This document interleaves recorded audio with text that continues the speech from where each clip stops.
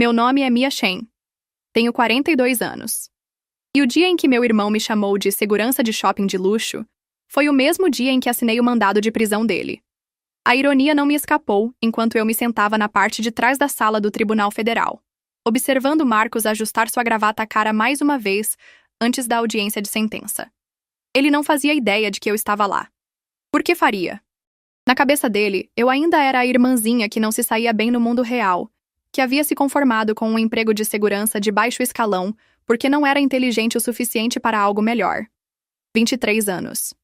Esse foi o tempo que trabalhei na Drug Enforcement Administration, subindo na carreira de agente de campo a subdiretora de operações de inteligência.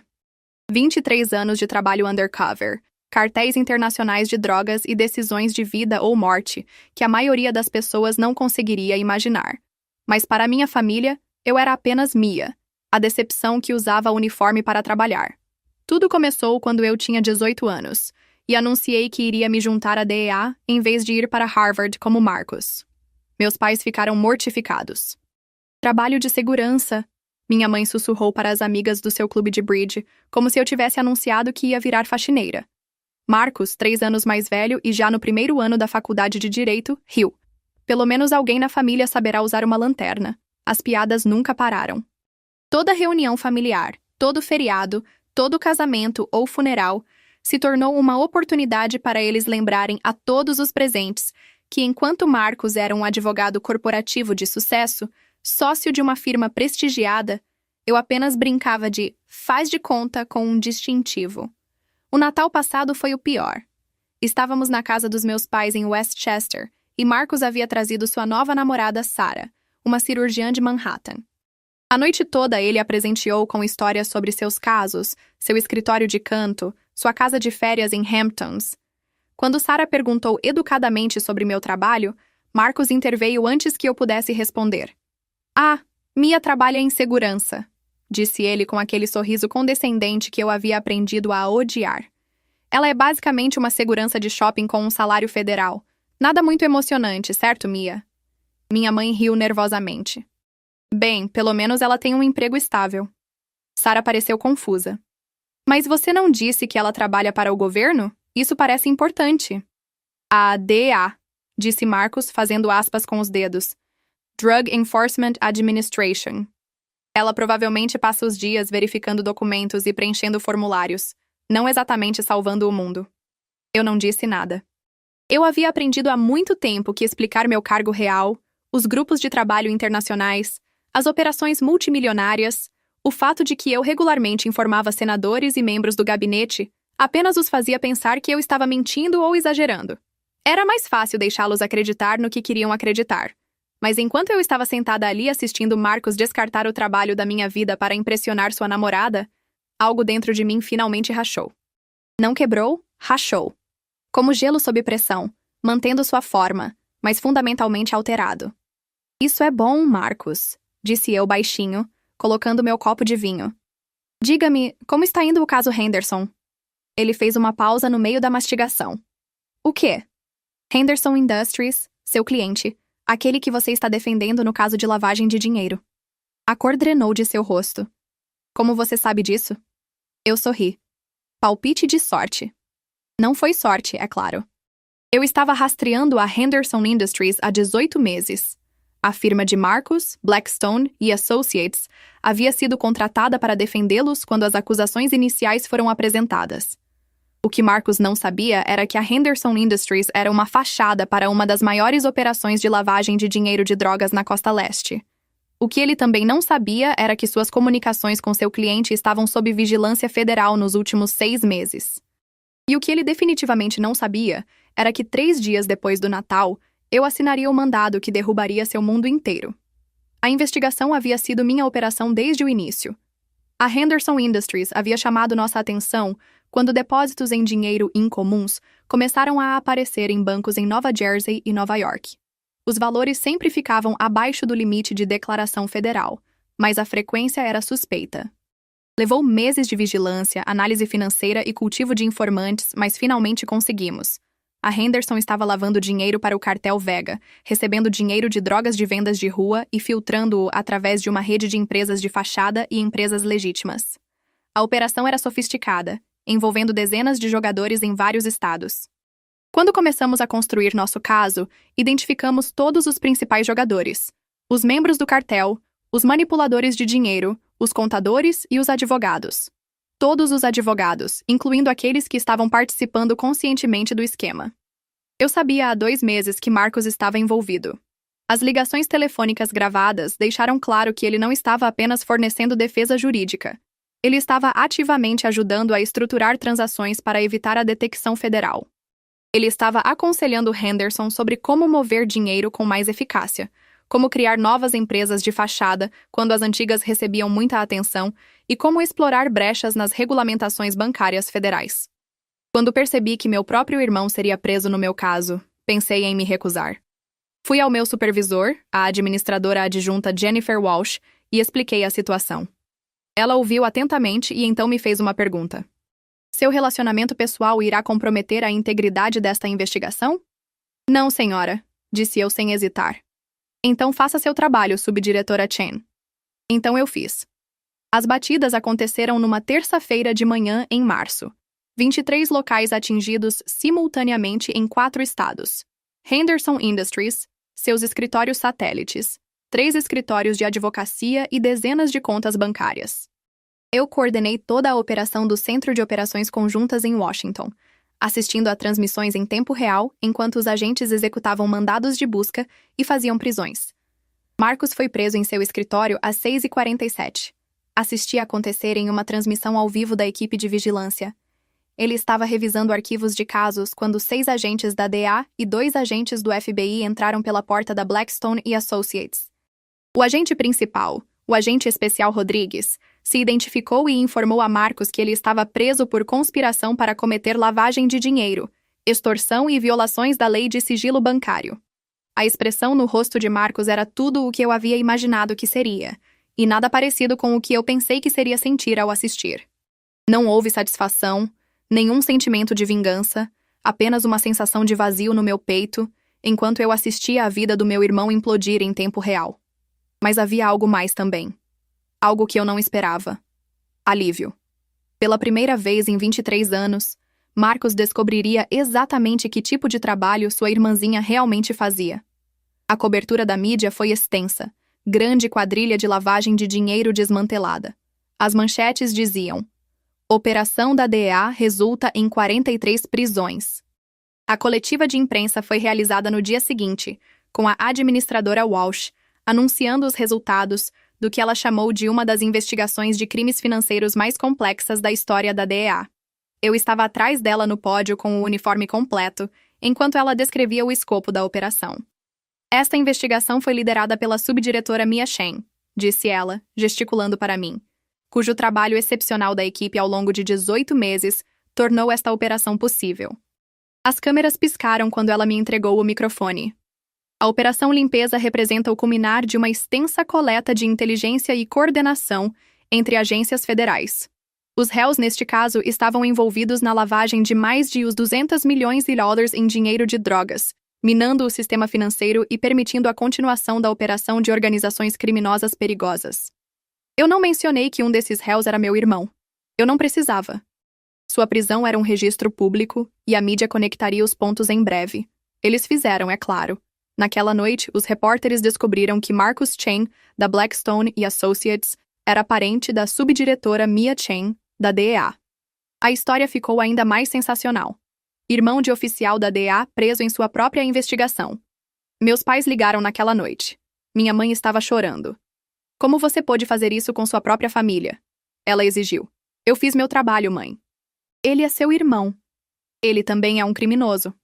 Você destruiu a vida dele. Ele destruiu sua própria vida. Eu apenas documentei. A conversa piorou a partir daí. Meu pai me acusou de orquestrar toda a investigação para me vingar de Marcos, por não levar minha carreira a sério. Minha mãe sugeriu que eu havia plantado provas ou manipulado o sistema. Ambos deixaram claro que eu não era mais bem-vinda em sua casa. Desliguei o telefone e servi um uísque. Então liguei para minha terapeuta e marquei uma sessão de emergência. A doutora Martinez vinha me ajudando a lidar com problemas familiares há anos. Ela entendia a dinâmica, o menosprezo constante, A maneira como minhas conquistas eram sempre minimizadas ou ignoradas. Quando eu lhe contei o que havia acontecido, ela ficou quieta por um longo tempo. Como você se sente? Ela finalmente perguntou. Entorpecida, disse eu, e culpada, e com raiva, e aliviada. Conte-me sobre o alívio. Pensei sobre isso por um momento. Eu acho que estou aliviada por não ter mais que fingir. Não preciso sentar e deixá-los diminuir o que eu faço. Não preciso sorrir quando Marcos faz piadas sobre seguranças de shopping. A verdade está lá fora agora e eles não podem tirá-la de volta. E a culpa? Ele ainda é meu irmão. Mesmo que ele tenha escolhido quebrar a lei, mesmo que ele tenha feito sua própria cama, parte de mim sente que eu deveria tê-lo avisado de alguma forma. Mas eu não pude. Seria a obstrução da justiça. Mia, disse a doutora Martinez gentilmente, você seguiu a lei e fez seu trabalho com integridade. Seu irmão tomou decisões que levaram a consequências. Essas são coisas separadas. Eu sabia que ela estava certa, mas isso não tornou mais fácil. O julgamento durou 6 semanas.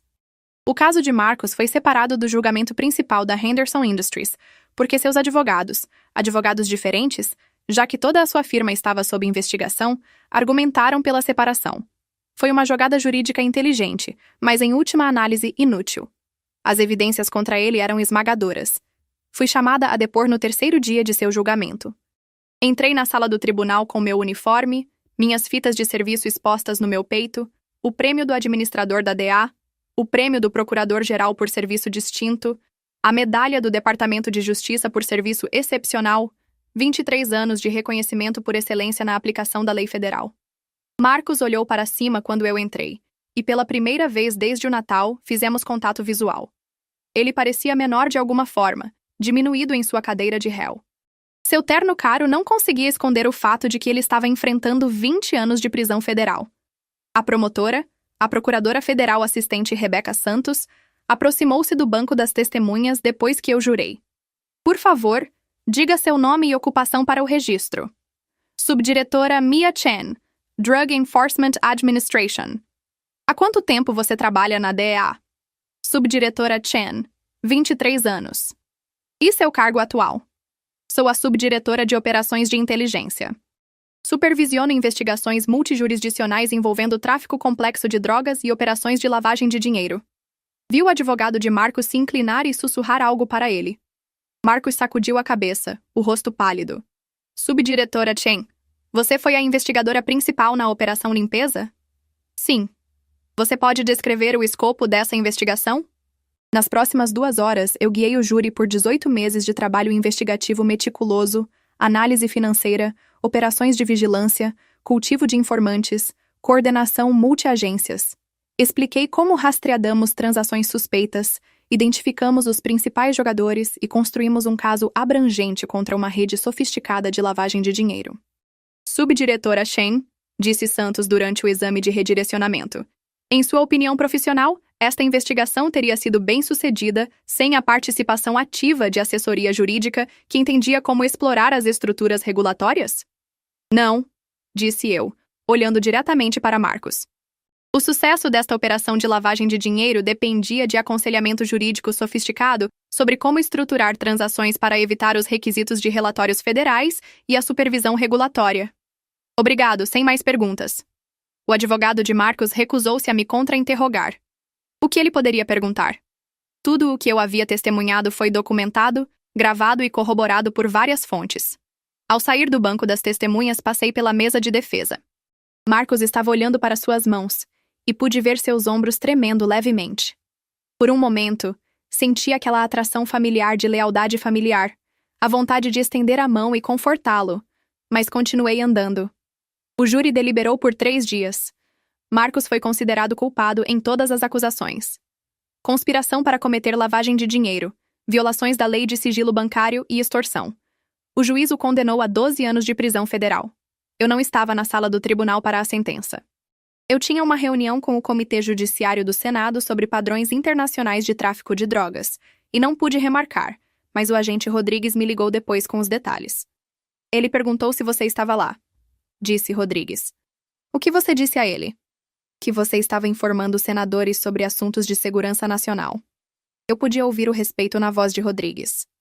Ele havia trabalhado comigo por 5 anos, e ele entendia o que significava ser um subdiretor na DEA, o nível de responsabilidade, o escopo de autoridade, a confiança que o governo federal depositava em meu julgamento e experiência.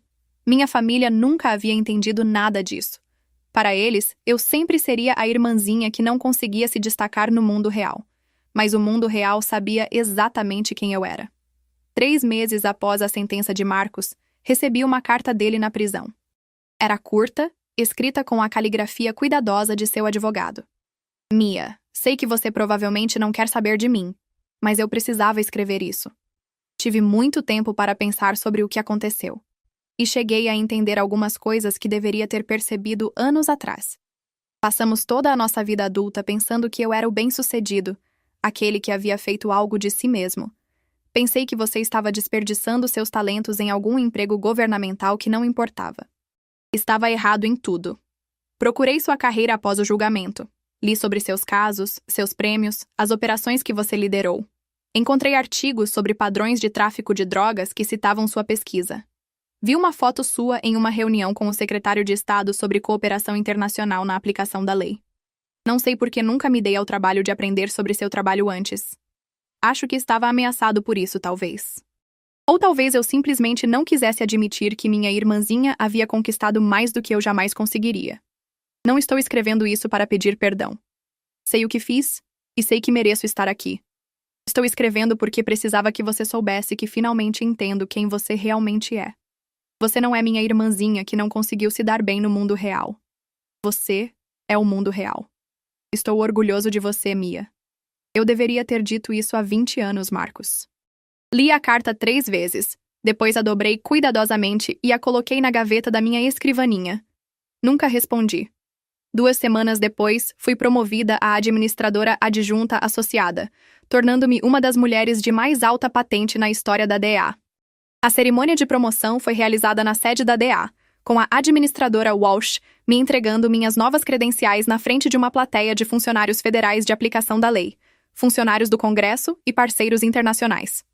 A administradora adjunta associada Chen representa o melhor da aplicação da lei federal, disse Walsh em seus comentários. Sua liderança, integridade e excelência investigativa tornaram a América mais segura. Após a cerimônia, liguei para a doutora Martinez. Como você se sente? Ela perguntou. Completa, disse eu. Pela primeira vez na minha vida adulta, me sinto completa. Conte-me o que isso significa para você. Pensei sobre isso por um momento, olhando pela janela do meu novo escritório para o horizonte de Washington. Significa que não preciso mais da validação deles. Não preciso que eles entendam o que eu faço ou respeitem o que conquistei. Sei quem eu sou, e isso é suficiente. Esse é um crescimento significativo, Mia. É. E sabe o que é estranho? Acho que sou grata por como tudo aconteceu. Se eles tivessem me apoiado desde o início, se tivessem acreditado em mim e comemorado meus sucessos, talvez eu nunca tivesse desenvolvido a independência e a força necessárias para chegar a este nível. Seu desprezo me forçou a provar meu valor repetidamente, e isso me tornou melhor no que eu faço. Então, a subestimação deles se tornou sua força? Exatamente. Eles viram uma segurança de shopping com um distintivo. Eu me tornei uma executiva federal de aplicação da lei que informa membros do gabinete e coordena operações internacionais. Eles criaram seu próprio pesadelo. Nunca mais ouvi falar dos meus pais. Presumo que eles leram sobre minha promoção nos jornais. Foi destaque no Washington Post e no Times. Mas eles nunca ligaram, nunca enviaram um cartão, nunca reconheceram de forma alguma. Isso estava tudo bem para mim. Eu havia construído uma vida e uma carreira que não exigiam sua aprovação ou compreensão. Eu tinha colegas que respeitavam meu julgamento, subordinados que confiavam em minha liderança e superiores que valorizavam minha experiência. Eu tinha um trabalho significativo que fazia a diferença no mundo. Mais importante, eu finalmente havia aprendido a diferença entre ser subestimada e ser desvalorizada. Minha família sempre me subestimou, mas eu permiti que isso me fizesse sentir desvalorizada. Agora eu sabia melhor.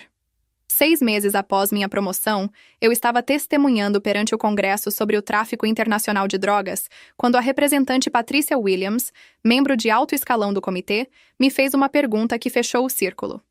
A administradora adjunta associada Chen, em sua opinião profissional, Qual é a qualidade mais importante para o sucesso na aplicação da lei federal? Pensei em Marcos, em meus pais, em todos aqueles anos sendo dispensada e diminuída. Pensei nas centenas de casos em que trabalhei, nos milhares de criminosos que ajudei a colocar atrás das grades, nas incontáveis vidas que foram salvas por causa das operações que eu liderara.